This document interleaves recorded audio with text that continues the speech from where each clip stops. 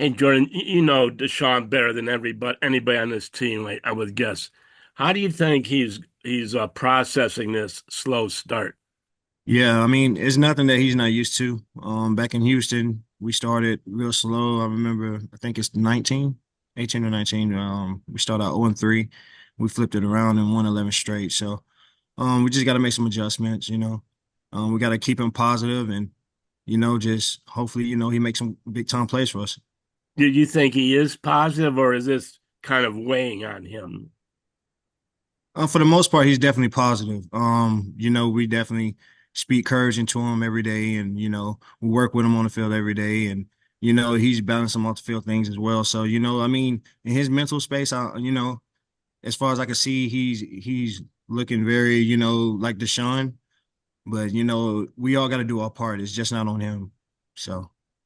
Thank you. All right, next one we'll go to Scott. Hey Jordan, when you go back and watch your film, what stood out to you about the protection issues that you guys had yesterday? We just didn't execute. Um, as an entire offense, man. It was a lot of stunts, a lot of games that kind of threw off the eye track and crossed a couple people up. They got the mismatches that they wanted and they executed at the end of the day, excuse me. But we're looking forward to just flipping it around and being, positive and just coming back and become the team that we know we can be. Were you guys caught off guard? Deshaun mentioned it after the game a little bit yesterday. That they blitzed as much as they did?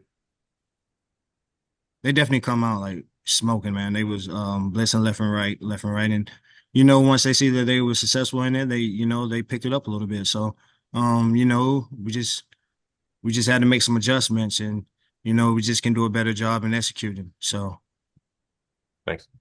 mhm. All right, next we'll go to Ashley.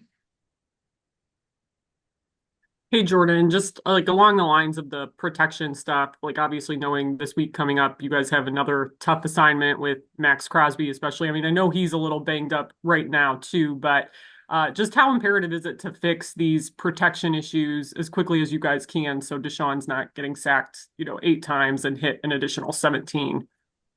Very good. I mean, the game starts with the O-line. I mean, especially on the offense. We got to get hands on people. We got to push the line of scrimmage and get positive yards, not just in the passing game, but in the running game as well. We have to establish the running game before we can go to the passing game. So we just got to go back to the drawing boards and work harder on the field at practice and come together and hold each other accountable. That's what it's all about. It's just about standing together, especially in times like this. Don't divide the team, just come together, uplift each other, and let's get back to work. Yeah, I guess how do you think you guys can respond, like knowing up there's still some injury question marks, it seems like, and all that. Like it's obviously coming off of a tough loss too. What do you think the response is going to be like from you guys? I mean, in our room, we have, I'm talking as a whole offense, we have, great players, great talent, first string all the way down. So, it's next man up mentality. Um, like I say, anybody can either step up. We got to prep them. We got to get them ready for the game, and just play with confidence and being able to trust your brother to the left and right that they're gonna get the job done. So the D4 can get that ball off, or we can break big runs and influence the game as much as possible. All right, next we'll go to Spencer. Hey Jordan, on the fourth down play that you guys went for, I know Deshaun talked about the play a little bit. It was an RPO he mentioned, and obviously takes off and ends up being short. But it's been sort of pointed out that you were open, sort of out in the flat on the play. Just what's your perspective on how that play went down, and how the processing is supposed to work for Deshaun on that one? I mean, it's RPO. At the end of the day, he can give it, he can pass it. All of us was in the right positions. When it come down to that play, we just trust Deshaun to make the best play. The have the best outcome of that play. Like I say, that defense stunted so much. And even sometimes they P drop. So it can be confusing. You just can't put it all on Deshaun. We definitely wish we could have that play back, but at the end of the day, it is a RPO. So we can either run it or he can throw it. And next time we'll execute it. And then just from Deshaun's from your perspective, like Deshaun obviously being a captain on this team, a leader on this team, when he's getting hit the way he has in 2 games this year, and the offense is struggling the way that it did. Just what's his demeanor like? How is he kind of addressing you guys in the huddle and trying to kind of keep spirits up? Man, he's very positive. He's telling us, let's go. Let's make some big time plays. Let's keep going. Don't give up. I mean, that's just the type of guy Deshaun is. Even when we play together in Houston, the offense wasn't always like the best, but as we all know, the play's never dead when Deshaun had the ball in his hands. We just have to protect him better so he can keep his eyes downfield and make those throws. Thanks, Jordan. All right, next we'll go to Mary Kay. Hi, Jordan. When things seem so bleak after a loss like that, what do you kind of hang your hat on as you move forward into this week and get ready to go out to Vegas and face the Raiders?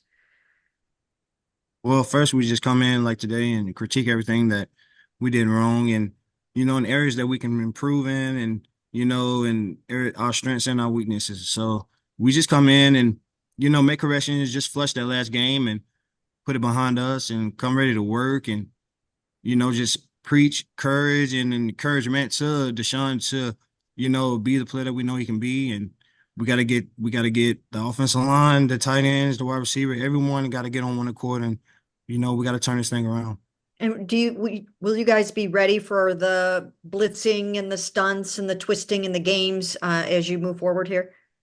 No doubt, we all pros, so once we see it, we critique it and don't let it happen again. That's what it's all about. Thank you. Well, All right, next we'll go to Scott. Hey, Jordan, what have you seen in the run game? You had a good week in Jacksonville, but not so much yesterday and probably in the opener. So what have you seen the struggles there? I mean, as far as that, it's just like I said, the execution, man. It's different when you just have certain fronts and you just come off the ball and drive. And then you have very athletic defensive linemen, and you have very strong defensive linemen internally who can push the inner pocket as well as maneuver on the outer pocket. So the stunts in the game, you can stunt one inside and roll one from the inside out. So I mean, you just got to keep your eyes on the swivel, and we got to come up with combinations and different things to protect us in the area, especially get a push off the line of scrimmage. And then you've been around Miles for a while now. He's obviously dealing with a bunch of different stuff. Coach said he's day to day. Miles said he's going to play through it unless they tell him he can't. Just what have you seen from him, and I guess how impressive is it that he continues to go out there? Great leader, man, and just to fight through the injuries that he have, continue to go. It shows his passion for the game, his love for the game, and how much he wants this team to win. So, the defense rallied behind him as far as the special teams and the offense as well. So, and make big time plays. We got to come up on our side on the offense and make big time plays. Thank you. All right, last one from Mary Kay. Yeah, Jordan, I have two for you real quick. The first one is we've been told that Wyatt Teller is going to miss multiple weeks. He might go on IR. How good is Wyatt Teller, and just how tough is it going to be without him for multiple weeks? Wyatt, man, that's my dog. He's a freight train. He's definitely very powerful, gets a positive push off the line of scrimmage, and we definitely gonna miss him, but we have offensive linemen who can replace that. We just gotta prep them and put them in positions to be successful. Okay, and then the second one I have for you is how much has it kind of helped you to get these games under your belt in the tight end one role for when David comes back? Just how much do you think that you guys will be able to maybe even work together better, or what impact might it have on you? I mean, the more experience you have in the league, the more the game slows down. So, just getting back out there, starting and playing more, getting the ball in my hands as well has been, including in the run game, it does a lot for me mentally and physically. It gets my body ready and it mentally preps my mind. So, more hands on deck when David comes back, we definitely do play our role and be successful on offense. Thank you. You're welcome. All right, thanks so much, Jordan. Appreciate it. Hi, Obo. We just talked to Kevin about Miles Garrett, who underwent the MRI today. He told us that Miles is day to day, which it seems like that's dodging a bullet a little bit. based on what he looked like after the game last night. So just wondering how much you're so close to him. How much is Miles battling out there? And what are you seeing in him? And what do you think he's going to be like dealing with this moving forward? I mean, Miles is a warrior. He's a really tough player. He's one of our leaders. If he feels good enough to go Sunday, we know he's gonna go and he's gonna give us everything he has. Miles, he's a really tough player, as I said. So we're not really worried about him. They say he's day to day, but we fully expect him to play. Thank you. All right, next we go to Ashley. Hey, Obo, along those lines, just how motivating is it for the rest of you guys on the D line to see him grinding through what he's grinding through and going out there and still making plays? It's extremely motivating. When you see your brother just putting it all out there for you, putting it on the line for you, it makes you play harder. Then that makes the secondary play harder. That makes the linebackers play harder. Yeah, Miles, he gives us all motivation. And just for you guys as a defense, like what's the mood coming out of yesterday where obviously some things go wrong in the first half, but you hold them scoreless in the second half? Just where do you think you guys stand as a unit mentality wise right now? I mean, we didn't play our best in the first half, but we really like how we played in the second half. I guess we're just trying to build off of that second half that we played on Sunday. Thanks, Obo. All right, next we go to Jeff. I want to ask you about that first half. And when you look at the Dallas game, you guys were so good at home last year. So what is missing this year?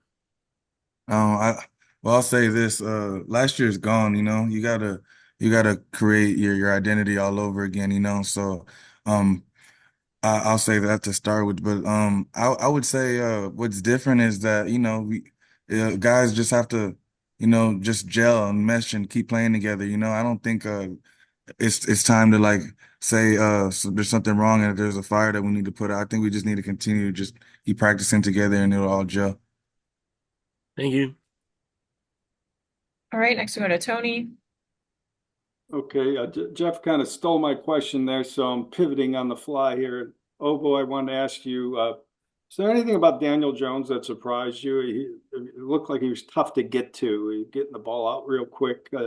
Was that what you expected? It looked like they had a really good game plan coming in. They got the ball out really fast. His time to throw was below his average. I think they game planned it pretty well. Uh, hats off to them. They had a good game plan. And the other thing off of that, I mean, it seems so easy. If it were that easy for teams to avoid your rush by just getting the ball out quickly, everybody would do it. So how do you combat that when a game plan is obviously let's just get rid of the ball? Is it just tackling and keeping those little completions small? Yeah, we just got to tackle, keep the completions minimal, and if they catch the ball, we just got to swarm to it. Thank you. All right, next we go to Daryl. Yeah, Obo, I know you talk about, Miles being a warrior and trying to be out there as much as possible, but just how much pressure is that put also on you guys with the pass rush up front when he's limited and also too he's limited with the amount of plays he can play? I wouldn't say there's any pressure on us because we're a family. We're all brothers. When our brother goes down, we don't feel pressured to make more plays because he's gone. We make plays for him because he's not able to be out there. So we're not really worried about a production drop off. If he were to not play, but because we really like our room. We like all the guys in there. We think all the guys in there can be a difference maker on Sunday. All right, next we'll go back to Mary Kay. Yeah, Obo, there was talk sort of before and after this game that the Giants at 0-2 were going to come in. They were going to be desperate. They were going to lay it all out on the line. Do you think that they came in sort of wanting it more and needing it more than you guys did? I wouldn't say more, but they definitely they definitely played really hard. They played with a lot of passion, a lot of effort. You know, I wouldn't say they wanted it more though, because we wanted that win really bad as well. You know, things just didn't go as planned. You know, we had a really good week of practice, but you know, um, like I said, hats off to them. They played a really good game. Okay, thank you. All right, next we'll go to Justin. Hey, Obo. Obviously, last year you guys were so dominant at home, and this year we start out 0-2, and the defense, hasn't lived up to these same expectations in terms of energy there. So, what do you attribute that to, and how can you guys get that turned around? I think the defense I think we're showing good signs, you know, of what we could be, you know, just like that second half, you know. So I think it's just honing in on like what we do really well and being able to do it for long stretches of time like we were doing last year. Thank you. All right, and last one from Scott. Hey, well, just curious, you get your first sack yesterday. Is that like a sense of relief when you get the first one out of the way for a season? I mean, it's a sense of relief when you can get off the field, you know, on third down. So, yeah, I'm always happy when our defense makes a play. I'm always happy when I make a play, but I'm not really sack chasing. I'm just trying to like just execute calls, you know, make sure our defense is being ran the way it's supposed to be ran.